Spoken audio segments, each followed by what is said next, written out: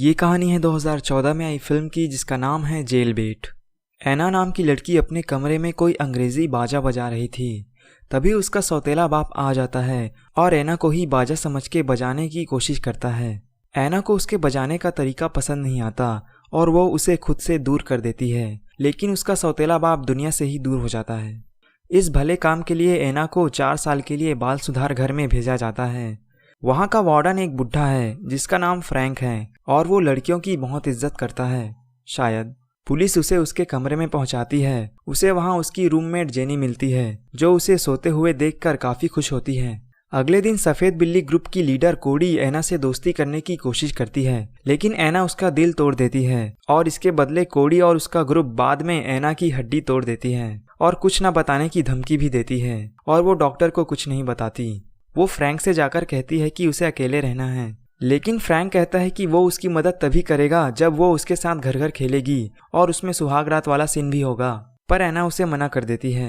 ऐना अपने रूम में जाकर रोने लगती है, पर जेनी उसके साथ घर घर खेलकर उसे चुप कराती है। अगले दिन ऐना सफ़ेद बिल्ली गैंग की लीडर कोडी के साथ दोस्ती कर लेती है। कोडी कहती है कि वो काली बिल्ली गैंग की लीडर को मारे और वो उसे रिकॉर्ड करेगी ताकि वो उसे धोखा ना दे सके, और ऐना ऐसा ही करती है, जिसके लिए उसे बिना कपड़ों के एक कमरे में बंद कर दिया जाता है जहां उसे बहुत तकलीफ होती है। फ्रैंक उसे बुलाता है और कहता है कि अगर उसने उसके साथ घर घर नहीं खेला तो वो उसे वहां 2 हफ्ते के लिए बंद कर देगा, और इस बार ऐना मान जाती है और अपने मुंह से घर घर खेलती है। कोडी ऐना को ये सब भुलाने के लिए नशा कराती है और खुद ही उसके साथ घर घर खेलने लगती है। अगले दिन ऐना की लड़ाई काली बिल्ली गैंग से हो जाती है, जिसके बदले ऐना को फिर से फ्रैंक के साथ घर घर खेलना पड़ता है और वो भी पीछे से। रूम में जेसी और ऐना की लड़ाई हो जाती है, जिसके बदले उसे फिर से फ्रैंक बजा देता है। इसके बाद ऐना कोडी से नशा मांगने जाती है जहां उससे उसकी लड़ाई हो जाती है।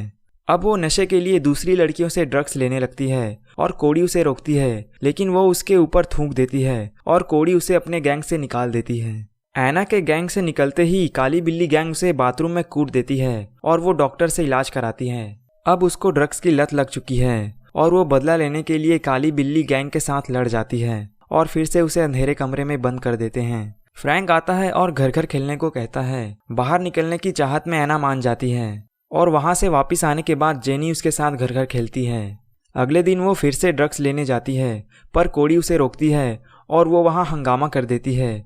फ्रैंक ऐना को अंधेरे कमरे में काफ़ी दिनों के लिए बंद कर देता है। बाहर निकलने के लिए वो खुद की नस काट देती है। इसके बाद कुछ दिन हॉस्पिटल में भी रहती है। ऐना फ्रैंक के पास जाती है और कहती है कि वो जब चाहे घर घर खेल सकता है, पर वो ऐना को कोई तकलीफ ना दे।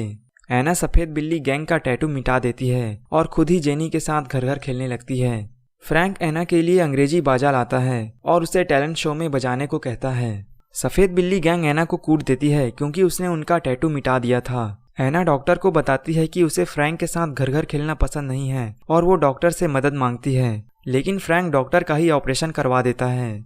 ऐना टैलेंट शो में अंग्रेजी बाजा बजाती है और टैलेंट शो के बाद फ्रैंक ऐना को बजाता है और कहता है कि उसने उसके लिए पैरल मीटिंग रखवाई है। पैरल मीटिंग का मतलब होता है कि अगर कोई कैदी अच्छे से बर्ताव करे तो उसको छोड़ दिया जाता है। ऐना जेनी को ये बात बताती है। जेनी कहती है कि फ्रैंक भरोसे के काबिल नहीं है।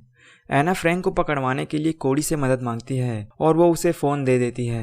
फ्रैंक ऐना को बुलाता है और कहता है कि वो आज धीरे धीरे खेलेंगे। ऐना अपने फ़ोन में सारा खेल रिकॉर्ड कर लेती है। पैरोल मीटिंग का दिन आता है।